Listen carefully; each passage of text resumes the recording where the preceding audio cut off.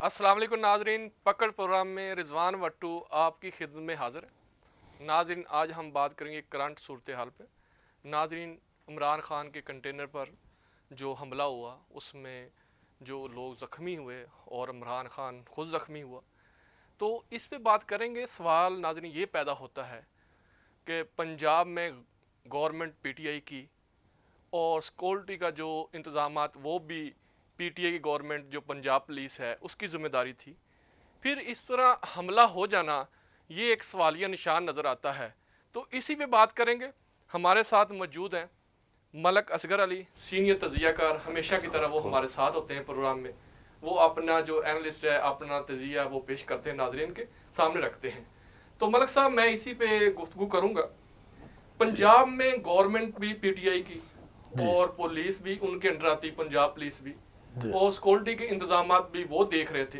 तो फिर इस तरह का जो हो जाना, मसला पेश आ जाना, फायरिंग हो जाना, इमरान खान जख्मी हो जाना, तो कोई इसमें वो चीज़ नज़र नहीं आती कि जो गवर्नमेंट की तरफ से ये कार्रवाई होगी, इस तरह के मामला होंगे।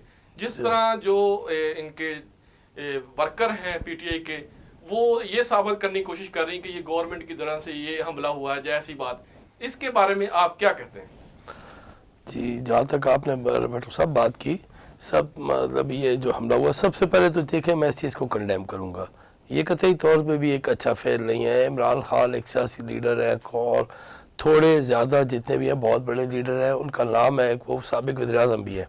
जी बिल्कुल। तो गवर्नमेंट उस हवाले से, मौजूदा गवर्नमेंट ने जो इमरान खान को सिक्योरिटी दी हुई है, राजा परवेज़ अशरफ हो गए, गिलानी साहब हो गए, तो ये ऑलरेडी एग्जिस्ट करते हैं। लेकिन जो इवन शायद हकान अब्बासी साहब अकेले घूम रहे होते हैं इस्लामाबाद की सड़कों पर, सिग्नल पर, आपको हर जगह मिले होंगे।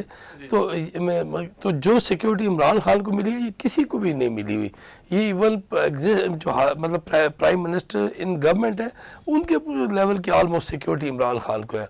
पंजाब गवर्नमेंट इनकी अपनी थी सिक्योरिटी लैब्स, और इनकी अपनी और उनके अपने भी चीफ सिक्योरिटी ऑफिसर है, वो अपना खुद भी टेक केयर करते हैं। तो इस लिहाज से कतई तौर पे भी फेडरल गवर्नमेंट को या किसी और को भी ब्लेम करने में वक्त बजानिब नहीं है कि किसी ने और ये प्लान साजिश की।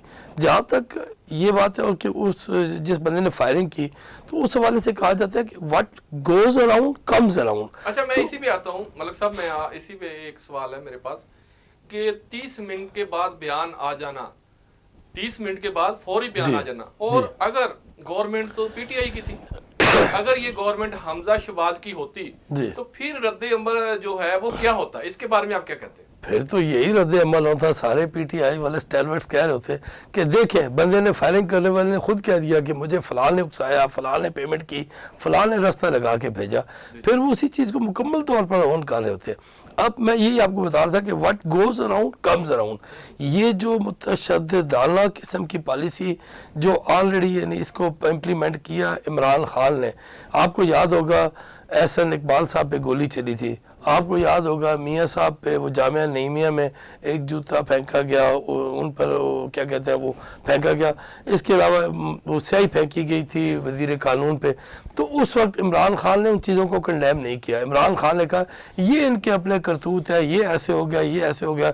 इस चीज़ों को उस वक्त कंडेम कर रहा था।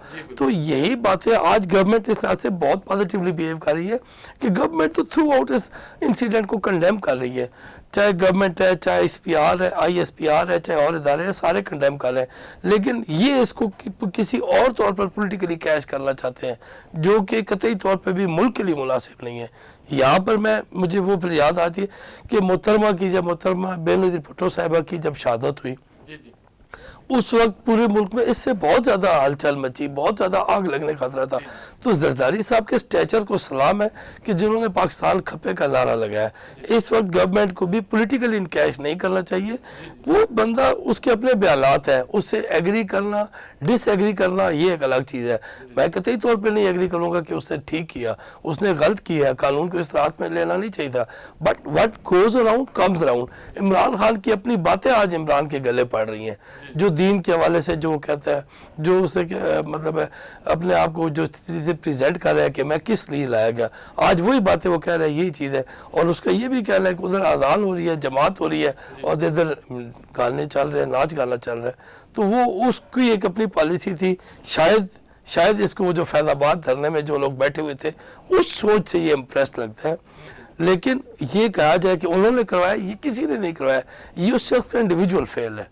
अच्छा मलक साहब, जिस तरह अभी लॉन्ग मार्च के जो अभी करना चाह रहे हैं उसमें वो अपने मुतालबात ये है कि इलेक्शन जो है वो जल्द से जल्द करवाए जाए। इनके बैकडोर जो है हुकूमत और अपोजिशन के आपस में बैकडोर भी मामला चल रहे हैं और रोज से उन्होंने वाज़ेह किया है कि हो सकता है कि मार्च या अप्रैल में ये है उसमें टाइम दे दिया जाए इलेक्शन का। तो इसके अलावा ये भी देखने में आ रहा है कि हो सकता है कि वो पार्लियामेंट में वापस चले जाए। तो मसाइल का तो हल पार्लियामेंट है, पार्लियामेंट में बैठ के उसको हल करवाया जाता है। ये रोड पे निकलना, अवाम को परेशान करना, जिस तरह सैलाब की सूरत हाल के बाद इनको अवाम की तरफ तवज्जो देनी चाहिए थी। अगर हुकूमत है जो अपोजिशन है उनको अवाम की तरफ तवज्जो देना चाहिए था, वो उनके मसाइल वहाँ के वहीं। ये लॉन्ग मार्च का टाइम नहीं है, इसके बारे में आप क्या कहते हैं? सर ये बिल्कुल आपने दुरुस्त कहा है, कतई तौर पे भी ये लॉन्ग मार्च का टाइम नहीं था। मुल्की हालात, मुल्की इकानमी मतलब जिस किस्म की डिटेरियोरेटेड कंडीशन में छोड़ी गई, बाद में जो हालात इंतहाई तौर पर गड़बड़ हुए, आप याद कीजिए 270-80 रुपए के लगभग डीजल की प्राइस थी, 265 पे पेट्रोल चला गया था। अब जाके गवर्नमेंट उसको वापस 235-225 के राउंड अबाउट लेके आई है। तो इसी तरह डॉलर बहुत फ्री फॉल में जा रहा था, उसको वो अब वापस 218-20 के हेर फेर में आ गया, 240 ऊपर चला गया था।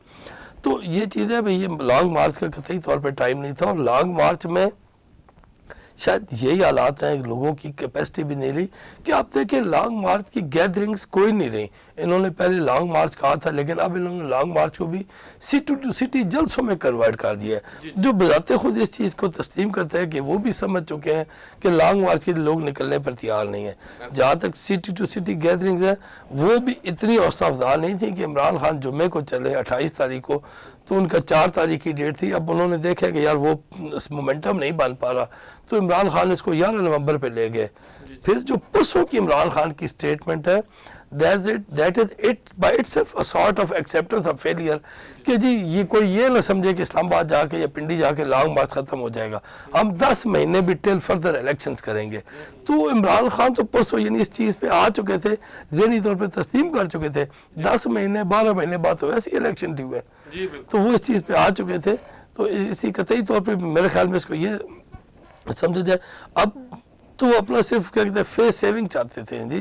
और ये जो कल का इंसिडेंट है, उस बंदे ने जो कार्रवाई वज़ीराबाद वाले ने की, तो ये मतलब है ये अब इसको ये दूसरे तरीके से इनकैश करना चाहते हैं, पॉलिटिकल इसकी कास्ट लेना चाहते हैं। अच्छा मलिक साहब, जिस तरह मौजूदा मुल्क की सूरत हाल है, महंगाई में अवाम पिस रही है, गवर्नमेंट जो आई थी, PDM की गवर्नमेंट थी, वो महंगाई को कम करने के लिए आई थी। उनका नारा था कि हम अवाम को रिलीफ देंगे।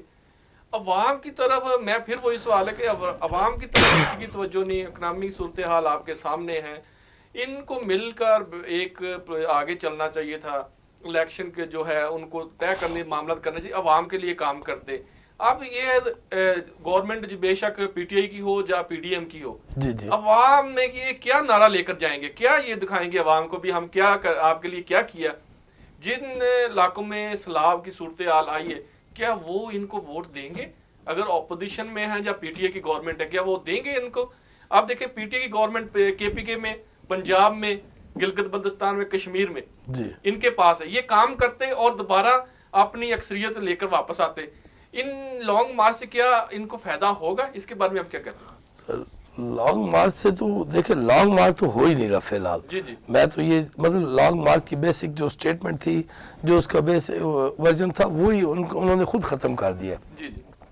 बाकी बिल्कुल दुरुस्त बात है, इंतहाई अलमनाक, अफसोसनाक, यकीन माने दुख का मौका है कि मुल्क के बहुत बड़े वो एरियाज जहाँ पे यानी फ्लड अफेक्टेड एरियाज थे, वहाँ पे लोगों को रिलीफ उस तरह नहीं मिल सका जिस तरह मिलना चाहिए था। उन लोगों की रिहेबिलिटेशन उस तरह अभी तक नहीं हुई जैसे कि की जानी चाहिए थी। तो ये लोगों के साथ मैं समझता हूँ बहुत बड़ी आवाम के साथ यानी on the part of government, whether federal और द प्रोविंशियल गवर्नमेंट्स, बहुत बड़ी नेग्लिजेंस है। उन लोगों को कुछ माली वसाइल की भी कमी होगी, लेकिन उन लोगों को को वो जो उनके पास बीमारियां, जो सैलाब के पानी रुके हुए, जो मामलात बने हुए, तो अल्लाह करे कि हम उन लोगों को रिहेबिलिटेट जल्द अज जल्द कर सकें। ये बहुत बेसिक चीज़ है। वोट देते वक्त वाकई वो भी सोचेंगे कि हम किसको वोट दें, लेकिन फिर इसके लिए थोड़ा सा पीछे जाना पड़ेगा, देखना पड़ेगा कि इस तबाही का जिम्मेदार कौन है, ये तबाही आई कैसे।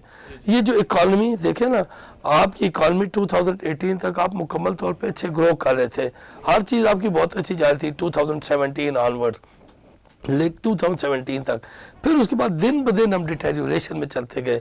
हमारी ओवरऑल जो जीडीपी थी वो कम होती गई, हमारी जो ग्रॉस डोमेस्टिक वर्थ थी वो सुकड़ती चली गई।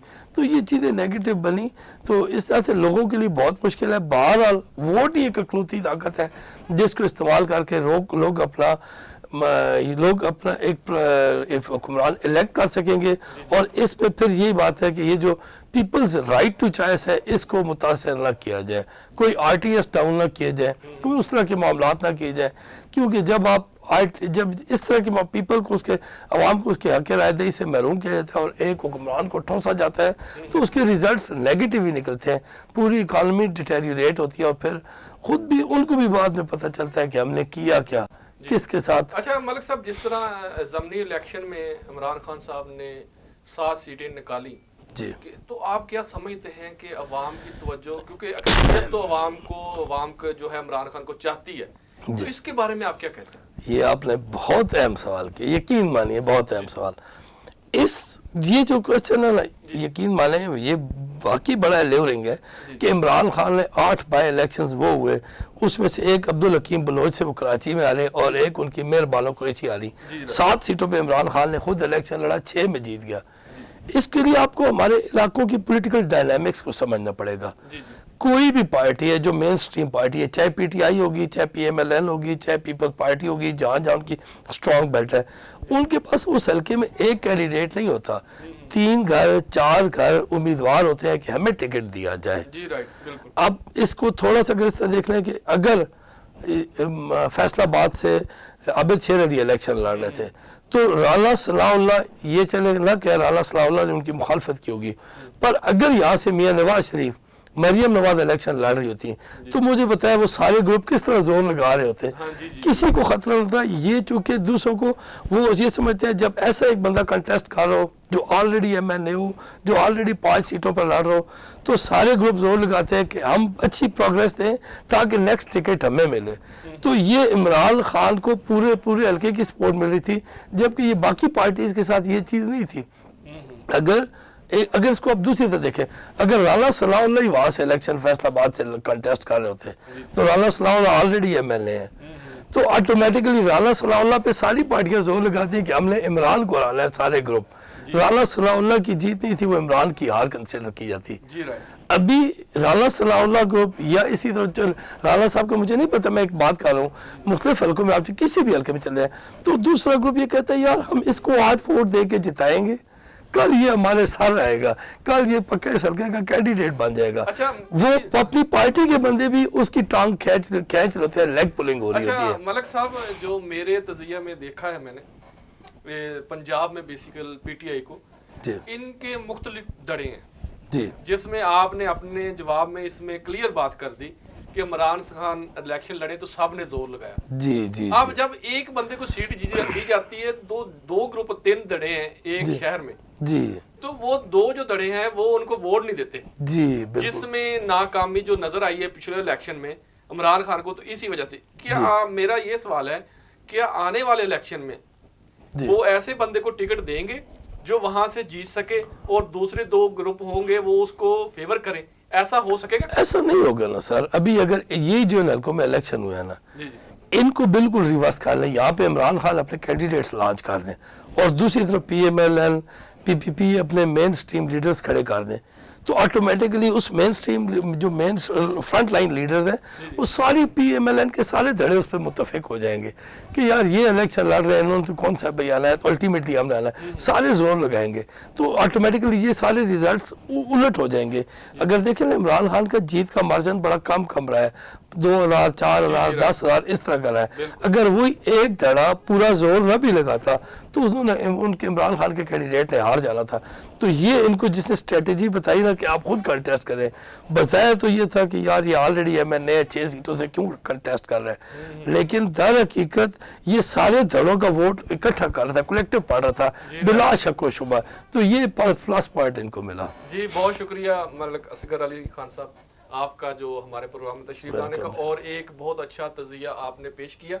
नाज़रीन बात यही है कि जिस तरह मलिक साहब ने बात की कि इमरान खान ने खुद जो फैसला किया इलेक्शन लड़ने का, उसका एक ही जो एनालिस्ट एक चीज़ ही नज़र आती है कि सब ग्रुप को इकट्ठा करके वो एक जगह वोट डाला। अगर ये लहदा होते तो हो सकता है इनकी जीत ना होती। मलिक असगर अली साहब बड़ा शुक्रिया आपका फिर भी जी। आज के प्रोग्राम से रिजवान वट्टू को इजाज़त दें, अल्लाह ने के बाद।